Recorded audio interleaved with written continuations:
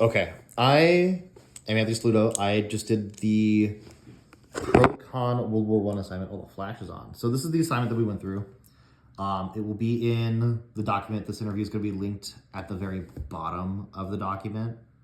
But I had my mother go through this, and we put any modifications from the teacher to the assignment in purple.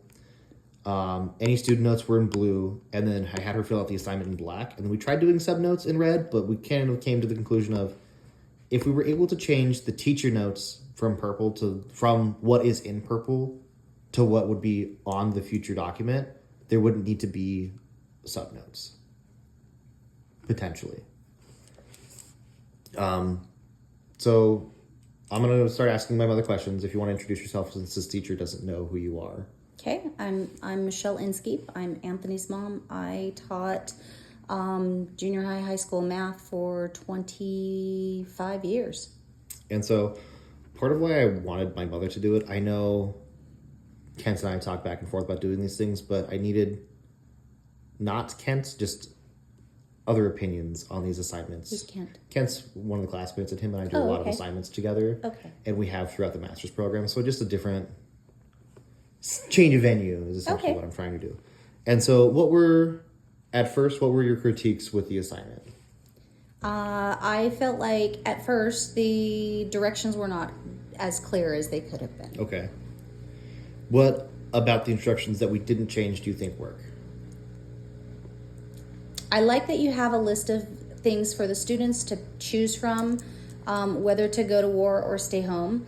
And now that I'm processing it, now that I've done the assignment, I find it very interesting that that exact same list is for each side. And I know we discussed that they could be a pro or con for each side, but it kind of, makes it closer to home, I guess, so to speak, that all of these things on this list go for each side.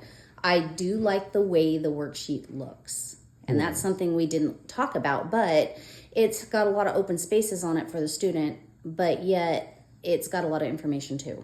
Okay. Because something my mentor teacher has done is the use of the tables, and I'll show it again real quick.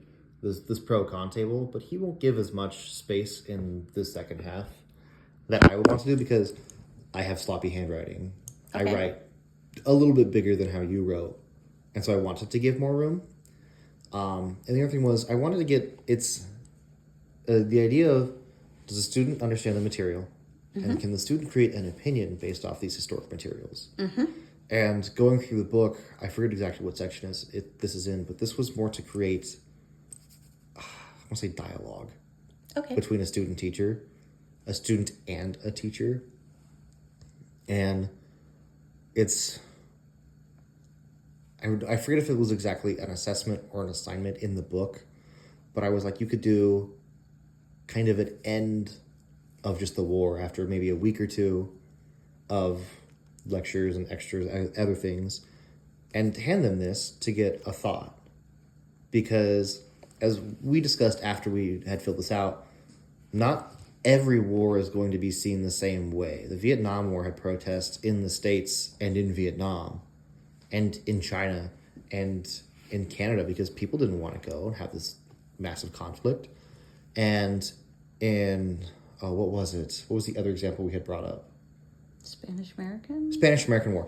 People at first were all for it. When they got home, they were like, why would we do something like that? This screwed our economy. We sent all these guys over. Our sons are dead.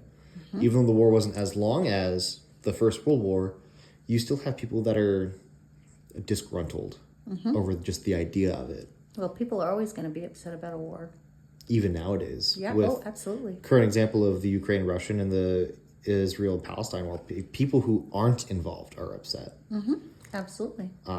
Most people, I would say most people don't like war. We know that sometimes it's a necessary evil, especially if somebody attacks you.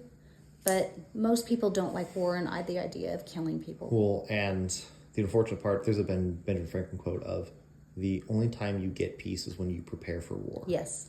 And there's another quote, I don't know if it was quite him, but was, the only time you get peace is immediately after a war.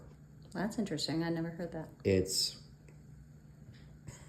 because there's there almost was an immediate war after this between between France and Germany, but neither country had a population to send into a combat, and neither population at the time wanted to go back to war. Right. Yeah.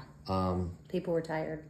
For the student aspect, the expectation of me is I will have gone through and talked about everything on this list and then some, and even in the future I might even change this list up to add more words and subtract some words. Okay. I lost my train of thought. Do you think that there would need to be more words but a more simplified list of, like, we talked about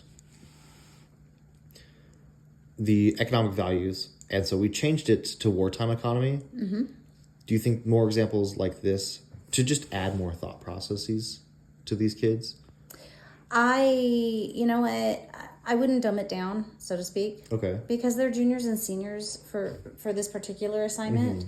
And using bigger words, and even isolationist, being an isolationist, some of the kids, it may not have clicked in what an isolationist is. So I would not say necessarily to use smaller words, but I think that more words could be a benefit to it because it gives more kids more things to think about.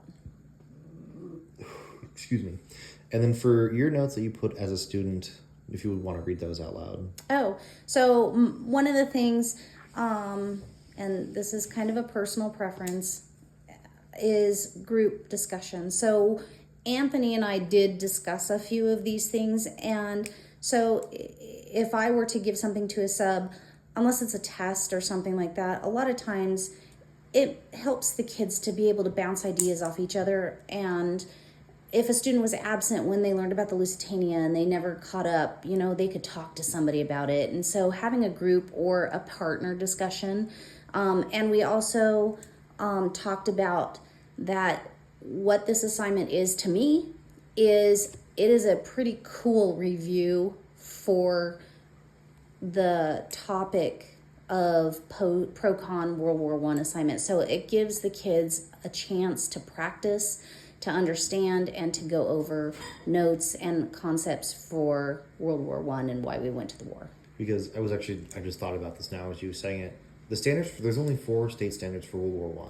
Okay. And I believe there's only 2 for after it for the Roaring Twenties. Oh, okay. And then before that, between 1890 and 1920 is when the prior standards in the list are. Mm-hmm. And so you could talk about all of your 1890 to 1920 stuff and have a similar assessment, have your World War I stuff with this, and then have a Roaring Twenties one with another assessment, and then push all 3 of those together for like a unit test. Yeah, absolutely. No, so, this was pretty cool. And we also talked that if the kids didn't understand, like if it was a student alone and they didn't have somebody to bounce an idea off, the student might go to the sub. And I have always told students, don't expect the sub to know anything about the material. But a student might still go to a sub and say, what's a Lusitania? And Anthony actually asked me if I was the sub, what would I do? And I said, I would actually ask the class. But subs nowadays might go look on your phone. Mm-hmm. I don't know what the culture would be with that. Well, and the other thing we talked about, I want to just try to punch it in here real quick, is the idea of discussion is if you are not quite sure on a pro or a con, you could look to your partner and go, do you think that a wartime economy would be a good idea or a bad idea? Absolutely. For the United States? And it gives, like, the deeper thought. A deeper thought, but it also gives the kids a safety net. Well, it does, and it helps them kind of throw ideas back and forth off each other. Absolutely. Something we talked about at the intern meeting today was how do you get to know a student, and so you even as a teacher can bounce ideas off a student, and one student could go, I think that war profiteering is awesome because it helps the economy, or they could say, I think this sucks because it screws over the poor people. Right, and absolutely. You kind of can get a sense of their background and get to know them, and I don't want to say poke their buttons, but kind of like, I don't want to say bounce conversation yet, but you can kind of like have a back and forth, like a tennis match of, well, this is happening, but this is happening, and kind of like go back and forth. And if somebody has a preconceived notion about it that's wrong, or that's off, or haven't considered another point of view, it also gives the kids the ability and the opportunity to bounce those ideas and teach other ideas as well. All right. I'm going to start wrapping this up just because we're at the 10-minute mark. Oh, okay. And I don't want this upload to be terribly long. Okay. But thank you for letting me use you as my guinea pig for this. No problem. My pleasure. And if there's any more later down in the semester, I'll just throw them your way. Oh, why, thank you. Thanks. Thank you, Mom. Alrighty.